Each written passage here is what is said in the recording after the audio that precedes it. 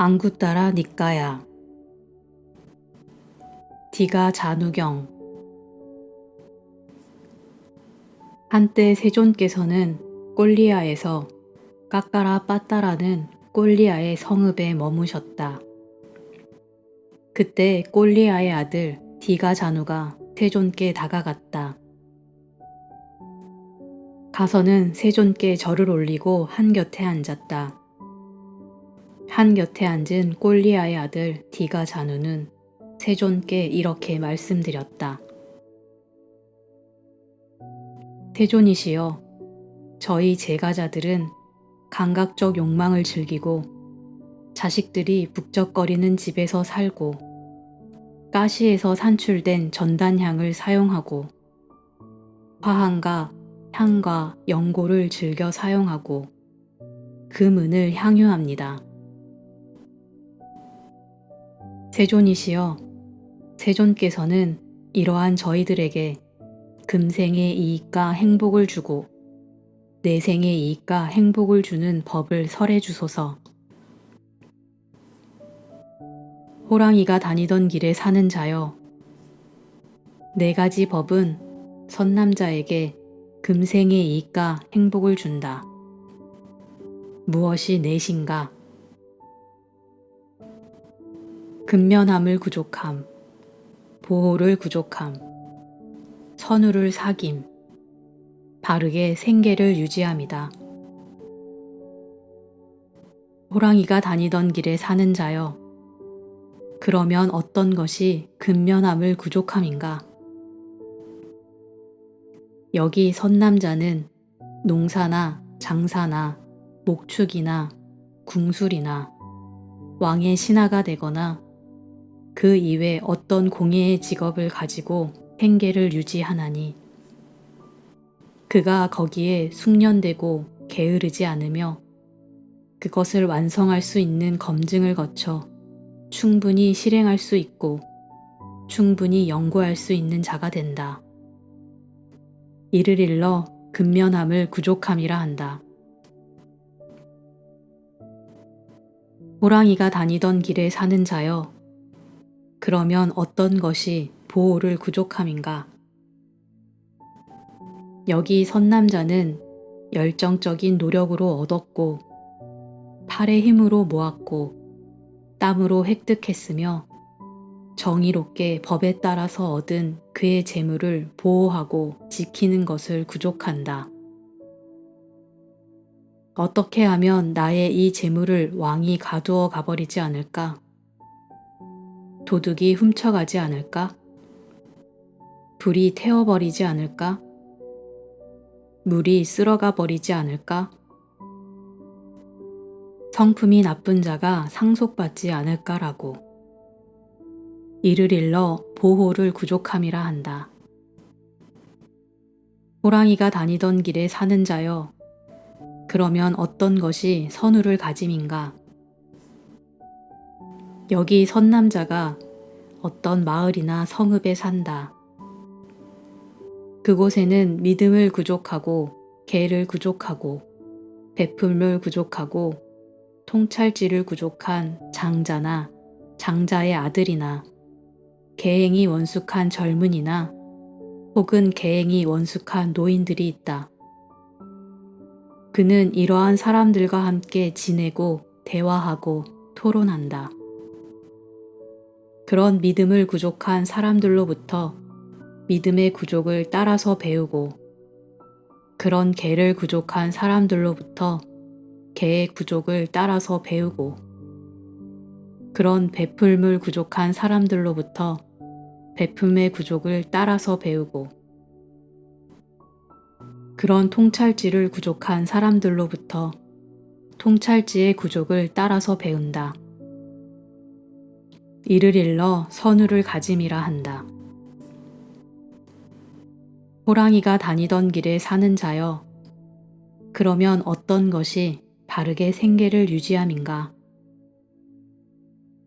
여기 선남자는 재물의 수익과 지출을 알고 지나치게 풍족하지도 않고 지나치게 궁핍하지도 않게 바르게 생계를 유지한다. 이와 같이 내 수입은 지출을 제하고도 남을 것이고 지출이 수입을 능가하지 않을 것이다 라고 생각하면서, 예를 들면 저울로 무게를 재는 사람이나 그의 도제가 저울을 잡으면 이만큼이 내려갔거나 혹은 이만큼이 올라갔다고 아는 것과 같다. 그와 같이 선남자는 재물의 수입과 지출을 알고 지나치게 풍족하지도 않고 지나치게 궁핍하지도 않게 바르게 생계를 유지한다. 이와 같이 내 수입은 지출을 제하고도 남을 것이고 지출이 수입을 능가하지 않을 것이다 라고 생각하면서, 만일 선남자가 수입은 적은데 호화로운 생계를 꾸려간다면 말하기를 좋아하는 사람들은 이 사람은 무화과를 먹듯이 재물을 낭비하는구나 라고 말한다. 만일 선남자가 수입이 많은데도 궁핍하게 생계를 꾸려간다면 말하기를 좋아하는 사람들은 이 사람은 굶어 죽을 거야 라고 말한다. 호랑이가 다니던 길에 사는 자여, 여기 선남자는 재물의 수입과 지출을 알고 지나치게 풍족하지도 않고 지나치게 궁핍하지도 않게 바르게 생계를 유지한다. 이와 같이 내 수입은 지출을 제하고도 남을 것이고 지출이 수입을 능가하지 않을 것이다 라고 생각하면서 이를 일러 바르게 생계를 유지한다고 한다.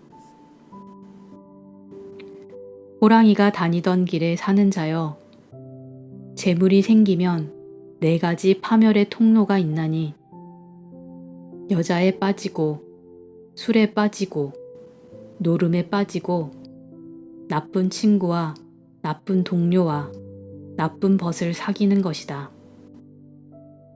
예를 들면 4개의 수로와 4개의 배수로를 가진 큰 못이 있는데 사람이 수로는 막아버리고 배수로를 열어두었는데 마침 비까지도 적절하게 내리지 않는다면 그 큰 못은 물이 말라버리게 될 것이고 물이 불어나지 못하게 될 것이다.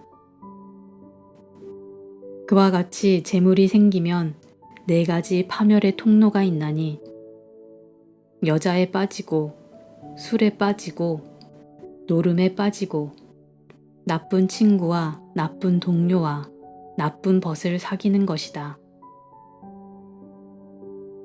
호랑이가 다니던 길에 사는 자여, 재물이 생기면 4가지 번영의 통로가 있나니 여자에 빠지지 않고 술에 빠지지 않고 노름에 빠지지 않고 좋은 친구와 좋은 동료와 좋은 벗을 사귀는 것이다.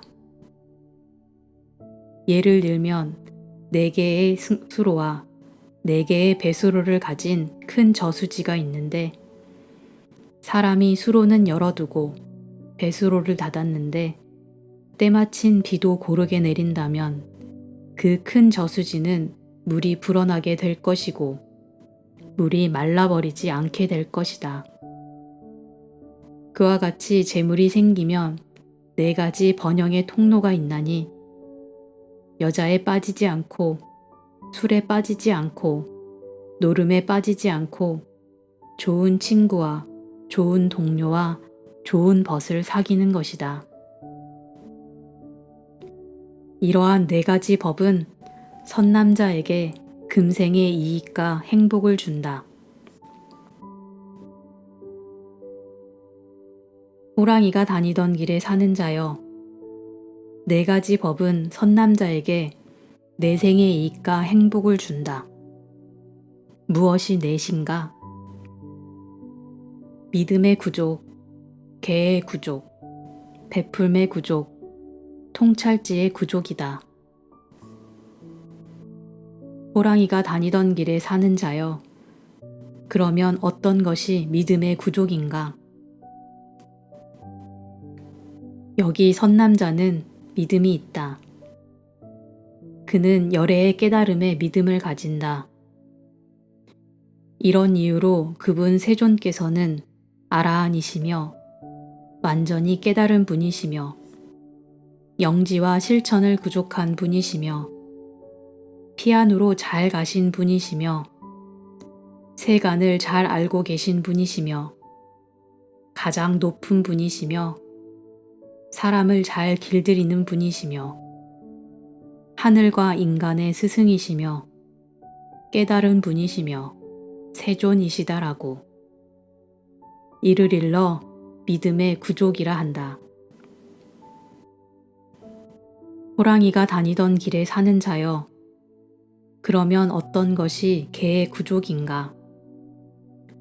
여기 선남자는 생명을 죽이는 것을 멀리 여의고 주지 않는 것을 가지는 것을 멀리 여의고 삿된 음행을 멀리 여의고 거짓말을 멀리 여의고 방이라는 근본이 되는 술과 중독성 물질을 멀리 여인다.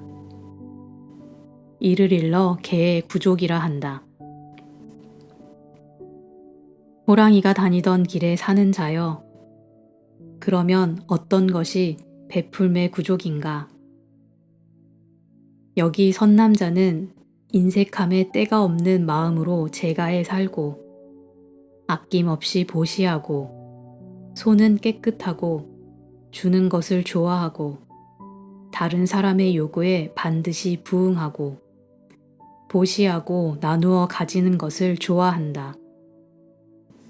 이를 일러 베풀매 구족이라 한다. 호랑이가 다니던 길에 사는 자여, 그러면 어떤 것이 통찰지의 구족인가? 여기 선남자는 통찰지를 가졌다. 그는 일어나고 사라짐을 꿰뚫고 성스럽고 통찰력이 있고 바르게 괴로움의 소멸로 인도하는 통찰지를 구족하였다. 이를 일러 통찰지의 구족이라 한다. 호랑이가 다니던 길에 사는 자여, 이러한 4가지 법은 선남자에게 내생의 이익과 행복을 준다. 해야 할 일들에 대해서 근면하고 방일하지 않고 신중하며 바르게 생계를 유지하고 번 것을 잘 보호하며 믿음과 계를 구족하고 구하는 자의 말뜻을 알고 인색을 여의어 내생의 번영을 가져오는 내면의 길을 깨끗하게 하도다. 이러한 8가지 법은 제가의 기쁨을 추구하는 믿음 가진 자에게 둘 다에서 행복을 가져다 준다고 진리라는 이름을 가진 분께서 말씀하셨나니 그것은 금생의 이익을 위하고 내생의 행복을 위한 것이로다. 이와 같이 제가자들의 보시는 공덕을 증장시키도다. 디가 잔우경이 끝났다.